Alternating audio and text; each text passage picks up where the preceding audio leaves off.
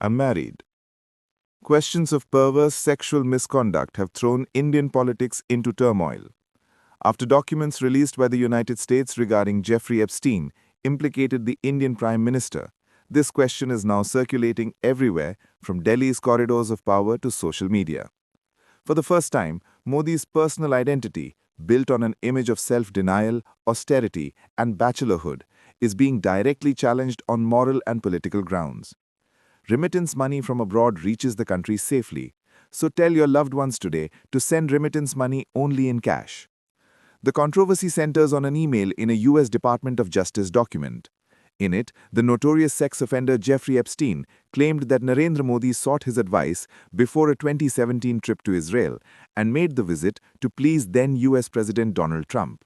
The email mentioned dancing, singing, and that it worked. The use of such language has made the issue not just a diplomatic matter, but has also raised questions about Modi's personal conduct and moral standing. As soon as the allegation surfaced, the BJP and the Indian government reacted strongly. India's Ministry of External Affairs dismissed it as baseless, reprehensible, and the vile imagination of a convicted criminal. BJP leaders have called it an international conspiracy to tarnish India's image.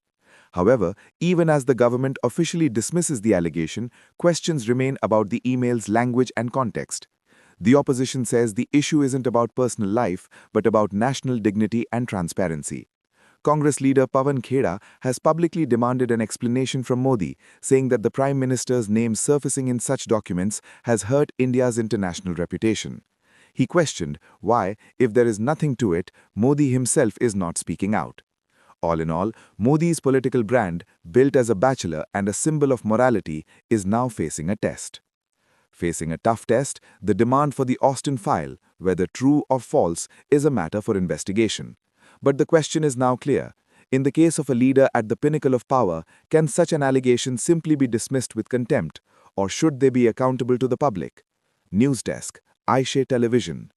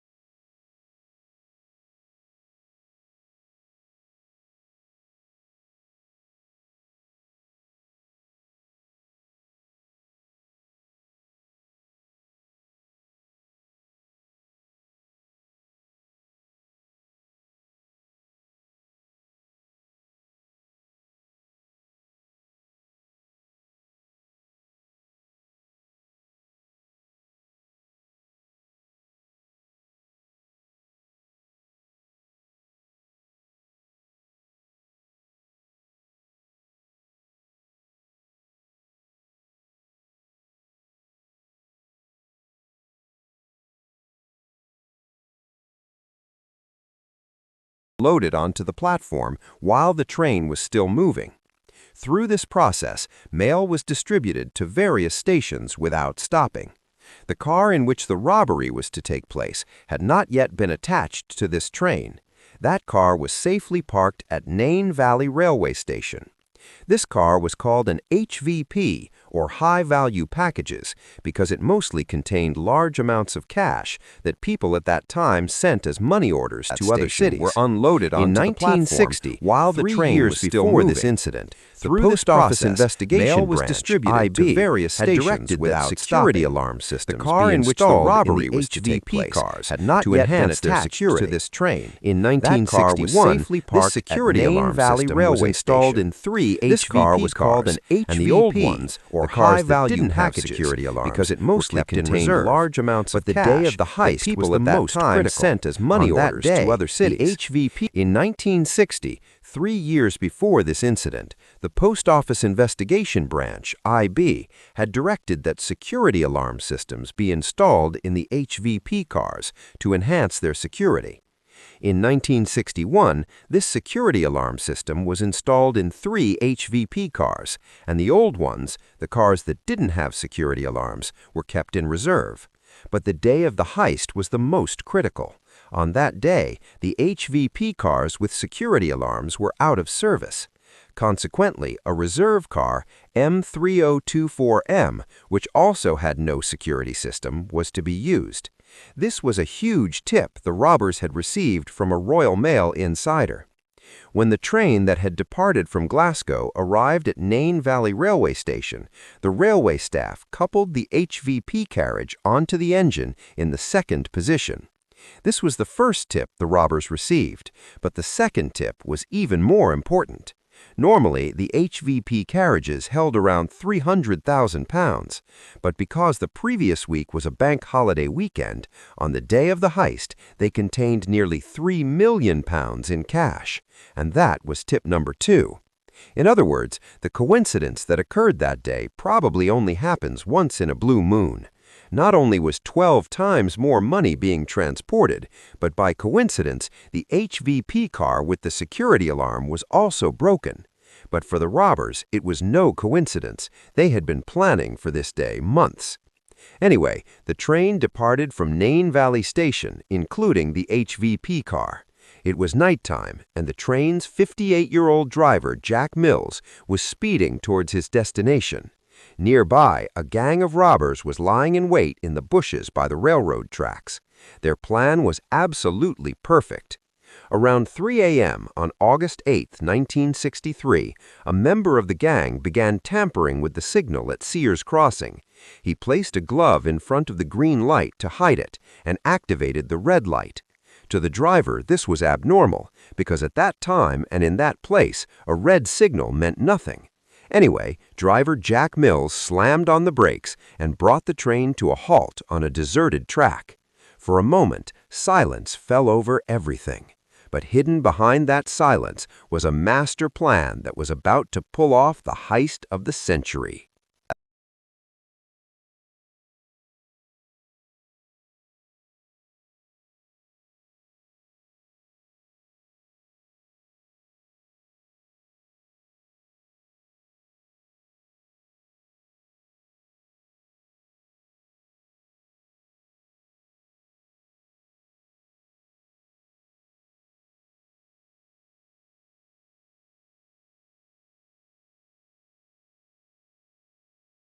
Driver Jack Mills slammed on the brakes and brought the train to a halt on a deserted track.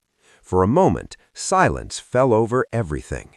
But hidden behind that silence was a master plan that was about to pull off the heist of the century.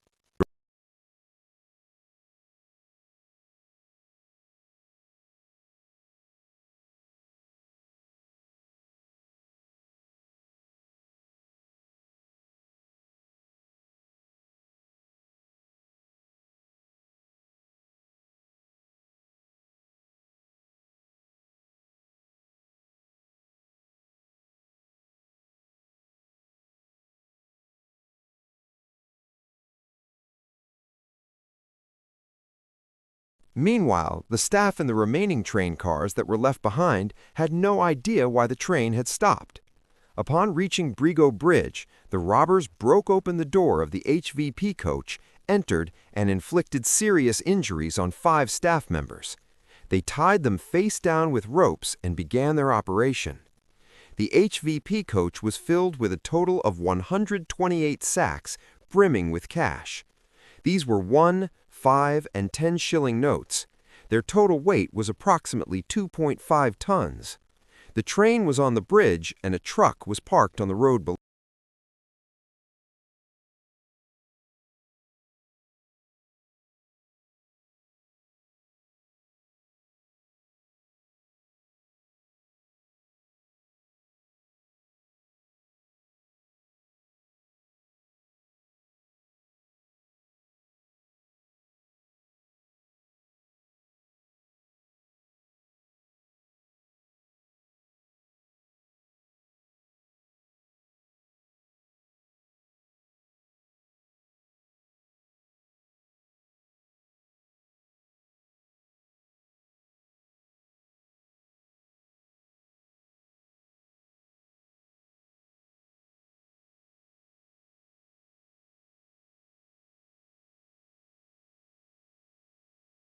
"128 sacks brimming with cash. These were 1, 5, and 10 shilling notes. Their total weight was approximately 2.5 tons. The train was on the bridge and a truck was parked on the road below. According to the robbers' plan, they only had 15 minutes, so they formed a human chain and loaded 120 of the 128 bags into the truck, one by one. The remaining 8 sacks were left behind due to a lack of time. Their plan had worked perfectly, but in the end, one mistake was made that would later prove to be the key to their capture. As they were leaving, one of the robbers taunted the staff bound in the HVP boxcar, told the staff bound in the HVP box not to even try to move for 30 minutes or they would lose their lives. The dacoits had an Austin Lodestar truck on which they loaded all the cash and 2 Land Rovers with the same number, BMG 757, to mislead witnesses. After the incident, they all fled the scene. After about a 45-minute drive, they reached their hideout at around 4:30 a.m., which was located about 43 kilometers from the crime scene, near a village called Oakley. During this time, they were also listening to police communications on a VHF radio, which was proving to be a great help. Just as he reached his hideout, the police also got wind of the robbery. But for the time being, he was very happy. He came to the hideout and had a lot of fun. He even played the game Monopoly there, and with real bills at that. But his happiness was short-lived. A short while later, they learned from the radio that the police were searching for them within a 50-kilometer radius. The police got the 50-kilometer idea from the statement of the staff member the robbers had told about the half-hour plan before fleeing. So the police had a good idea that within half an hour they would be within a 50-kilometer radius. Hearing this, the robbers panicked. They moved their plan to leave the hideout from Sunday to Friday. On Thursday, they split all the money among themselves. The loot was close to 2.5 million pounds. According to some reports, each of them got 150,000 pounds, which was a huge sum at the time. That means each of them got the equivalent of 3.9 billion pounds today. They distributed the remaining money among the helpers who did the small jobs. Before Friday, they wiped their fingerprints from everything in the hideout and assigned a person to burn it down after they left so the police wouldn't find any evidence. He took the money but fled without burning down the hideout. Meanwhile, the police were searching for him throughout the entire Buckingham City area. Helicopters were circling above the city, police cars were speeding everywhere, and there was an uproar in the national media.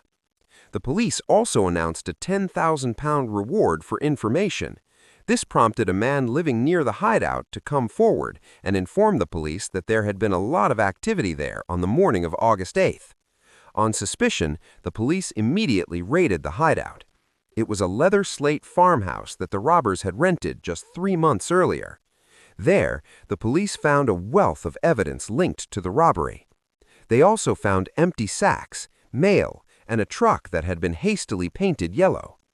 The robbers had wiped their fingerprints, but some were left on the Monopoly game they had played with the real money. These fingerprints proved to be a major breakthrough in the case because all of them had some kind of criminal record. The prints then matched records from the police and Scotland Yard, and the real culprits were identified.